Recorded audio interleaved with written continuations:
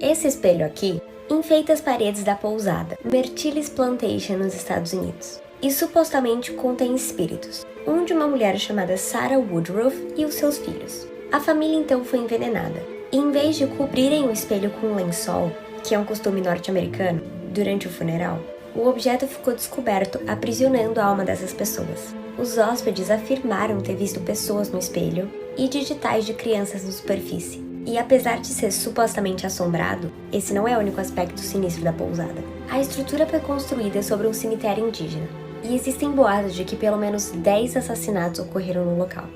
Essa pousada é conhecida como uma das casas mais assombradas dos Estados Unidos, e os eventos paranormais acontecem lá praticamente todos os dias. Você se hospedaria lá? Eu traduzi esse vídeo de um gringo. Ele diz que todo mundo concorda que morrer dormindo é a melhor forma de ir, certo? Sem dor, sem problema nenhum, você só dorme e acabou. E a avó dele costumava dizer que quando você morria desse jeito, eram os anjos levando você para o céu. Porém, ela também dizia que existiam anjos muito desastrados. E que, assim, sem querer, eles podiam estar levando você para o céu e de repente te derrubar. Agora, sabe quando você tá dormindo e você sonha que você tá caindo de algum lugar e você acorda muito assustado? Então. Essa teoria diz que o desenho do Bob Esponja representaria os 7 pecados capitais. Lula Molusco representa a ira, Patrick a preguiça, Seu Siriguejo a avareza, Plankton a inveja, Sandy o orgulho, Gary a gula e Bob Esponja a luxúria. Vamos lembrar que quando a gente se refere à luxúria, a palavra é associada ao amor, e que faz muito sentido, já que Bob Esponja ama todos ao seu redor. Em 1387, o rei Carlos II, que é conhecido na história como Carlos o Mau, na virada do ano de 1386 para 87, o rei estava doente, preso no seu castelo sem poder usar os membros. E as pessoas falavam que aquilo só poderia ser uma punição divina.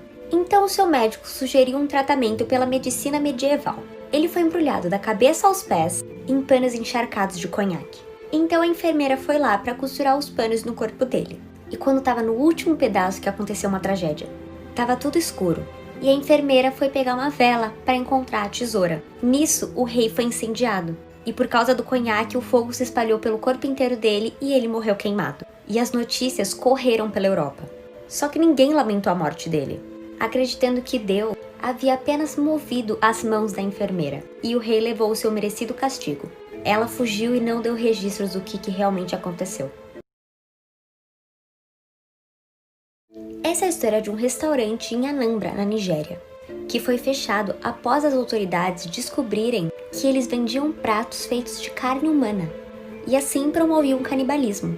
A polícia prendeu 11 pessoas, o dono, 6 homens e 4 mulheres. O nome do restaurante não foi revelado. No local, as autoridades descobriram 2 cabeças humanas, envoltas com sangue e embaladas em sacos plásticos. A polícia também encontrou várias armas no local.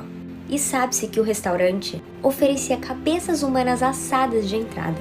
Depois as pessoas descobriram por que a conta saía tão cara. Os filmes japoneses Clube dos Suicidas e A Música do Suicídio. Eles possuem uma coisa em comum. Os dois falam de músicas que estimulam as pessoas a cometerem suicídio, como se fosse algo hipnótico.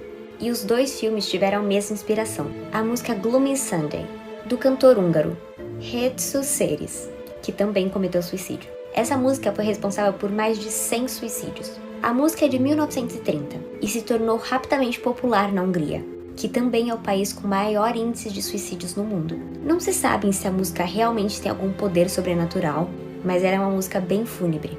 Você realmente se sente mal escutando ela. Em 1970, uma mulher comprou uma boneca de pano antiga e deu de presente para sua filha. Porém, algum tempo depois, a moça começou a perceber alguns eventos estranhos relacionados à boneca. Ela parecia se mexer sozinha, a aparecer em vários cômodos da casa, sendo que ninguém tinha mexido ela. Passou a encontrar papéis rabiscados com letra de criança e uma vez ela viu a boneca em pé, sozinha. Depois de conversar com uma médium, eles descobriram que a boneca estava possuída por uma garotinha chamada Annabelle, que havia morrido no prédio onde eles moravam. E depois que eles descobriram isso, os eventos paranormais se intensificaram. Então eles decidiram pedir ajuda para um famoso casal de caça-fantasmas. E eles descobriram que, na verdade, a boneca estava possuída por um demônio mentiroso. O casal Ed e Lorraine Warren levaram a boneca e a prenderam numa caixa de vidro. Atualmente a boneca se encontra no Museu do Ocultismo em Connecticut. E pra quem não sabe, essa daqui é a verdadeira Annabelle, e não aquela feia do filme.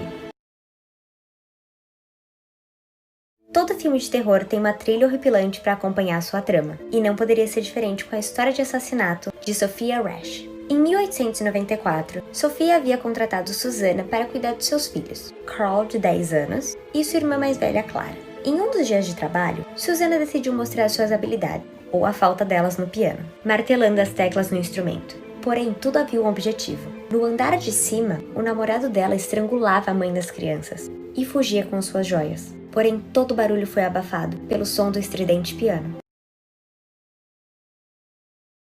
Vocês conhecem a McKenna Manor? Ela é considerada a casa mais sádica dos Estados Unidos e chega a ter uma fila de espera de 24 mil pessoas. E a pessoa que passar mais de 10 horas dentro dessa casa vai ganhar um valor de mais ou menos 20 mil dólares. Mas vamos lembrar que ninguém nunca conseguiu passar de 8 horas. Para você participar, você tem que ter mais de 21 anos, apresentar um atestado médico que comprove que você está apto fisicamente e psicologicamente, e existe um termo de responsabilidade, onde os visitantes estão cientes das torturas que vão sofrer ao longo de pelo menos 8 horas. Os participantes são amarrados, obrigados a comer comidas nojentas, trancados em lugares estreitos, suas cabeças são colocadas em jaulas com aranhas e cobras, derramam sangue no seu corpo e entre outras torturas. Todos os participantes assistem um vídeo de 2 horas, que diz inúmeras vezes: você realmente não quer fazer isso. A casa trata-se de um jogo mental e hipnose. Existe até uma petição para fechá-la. Você iria por 20 mil dólares? Marca aqui o amigo que iria com você. Vocês conhecem o Harry Houdini? Ele era um mágico húngaro, que deslumbrou o público com suas acrobacias, como por exemplo pular de pontes algemado, por mais de 30 anos. Porém, depois de um show, no dia 24 de outubro de 1926, ele foi levado às pressas para o hospital, com o que parecia ser uma apendicite. No início daquela semana, um fã deu vários socos no estômago de Houdini, para ver se ele realmente era resistente, como falou. E acreditam que esses socos causaram a ruptura do apêndice. Uma semana depois, no dia 31 de outubro, ele morreu. E ainda existe mistério na sua morte. E existe teoria alegando que os espíritos, que era um grupo de médiums que Houdini fez campanha contra, planejaram o seu assassinato por veneno. No leito de morte, então, ele prometeu à sua esposa que se comunicaria com ela. E ela tentou falar com o espírito dele por 10 anos antes de desistir. Mas os fãs e companheiros mágicos mantêm viva a tradição de realizar sessões no dia 31 de outubro, tentando entrar em contato com os mortos. Um jovem samurai foi abordado na rua por uma mulher deslumbrante e sedutora. Embora ela fosse muito linda, ele conseguiu ver através do seu disfarce e percebeu que ela não era humana. Então ele imediatamente sacou a espada e lançou na direção dela. Porém, ele só conseguiu feri-la antes que ela fugisse rapidamente. O samurai então seguiu a trilha de sangue e chegou até uma casa velha e abandonada. Dentro dessa casa, ele encontrou dezenas de corpos, presos numa teia de aranha, e com uma aranha do lado, morta por causa dos ferimentos que tinha recebido. Vocês ficaram sabendo do ocorrido bizarro que aconteceu em 7 de novembro, nesse mês, em São Paulo? Um homem que estava na garupa de uma moto teria sofrido um acidente com um ônibus. Infelizmente, o cara que estava na garupa foi parar debaixo do ônibus, aonde que o ônibus teria passado por cima da cabeça dele. Mais bizarro foi uma moradora de rua que estava assistindo tudo. Teria se levantado e saiu correndo para baixo do ônibus, aonde que ela cometeu um ato de canibalismo. Ela simplesmente devorou o cérebro do cara. Assim que os policiais chegou, tentaram de tudo para tirar a mulher debaixo do ônibus, mas infelizmente não conseguiram. A única coisa que eles puderam fazer foi jogar muito spray de pimenta na mulher. A mulher desmaiou e somente assim eles conseguiram tirar a mulher de perto do corpo. Tudo ocorreu na luz do dia, e todo mundo que parou ali para assistir disse que a cena foi muito bizarra. Infelizmente o vídeo que eu tenho aqui é muito, mas muito bizarro, e o TikTok vai remover. Mas quem quiser assistir esse vídeo vai estar lá no story do meu Instagram. Então se você quer assistir esse vídeo, vai lá no story. O assassino do Halloween. O nome desse menino é Timothy O'Brien, e ele teria morrido com 8 anos depois de comer um doce envenenado no Halloween. Todos ficam impressionados ao descobrir que quem tinha matado Timothy foi o próprio pai. Depois de muitas investigações, os policiais descobriram que o pai tinha dívidas enormes, e ele simplesmente lembrou que o filho dele, Timothy de 8, e Elizabeth tinha seguro de vida. Então ele armou um plano sensacional. vou matar os dois. E com o dinheiro do seguro, ele pagava todas as dívidas, ainda sobrava um dinheirinho pra ele. No dia 31 de outubro, ele saiu com um monte de crianças pra buscar doce. Depois de enrolar as crianças um pouquinho, ele deu esse doce pra elas, Big 16. Ou seja, ele ia matar os dois filhos e mais as crianças que ele levou pra sair. Mas infelizmente, ou felizmente, o único que comeu o doce foi Timothy. Depois de 1 hora, ele babou, convulsionou e morreu. Então os policiais, depois de algumas horas, prendeu o pai do menino. Ele foi condenado à injeção letal. No dia da sua morte, ele jurou que foi injustiçado, mas que perdoava todo mundo, que não se importava com aquilo. Enfim, não aceita doce de estranho. O fato disso ser uma história real me assusta. Mas enfim, era uma noite no hotel normal. Todo mundo começou a ouvir, tipo, berros, gritos dentro de um quarto. Só que ligaram pra recepção e todo mundo confirmou que não tinha ninguém naquele quarto. O quarto estava vazio.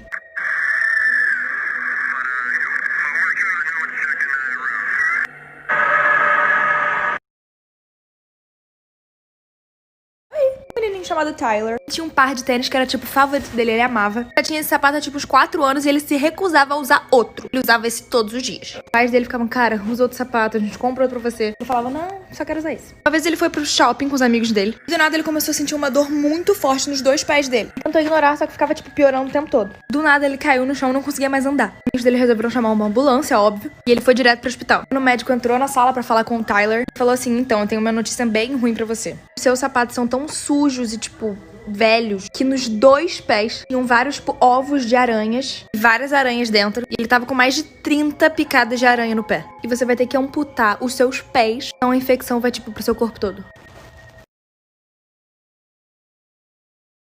Eu vou botar um vídeo agora que pode ser muito assustador pra algumas pessoas, então, enfim, só dando um alerta. Nesse vídeo você consegue ouvir uma mulher gritando por ajuda, tipo, milhões de vezes. Já dando um spoiler, ela tava sendo sequestrada. E se você ouvir muito, tipo, cuidadosamente, você consegue ouvir um cara pedindo desculpa pra ela várias vezes.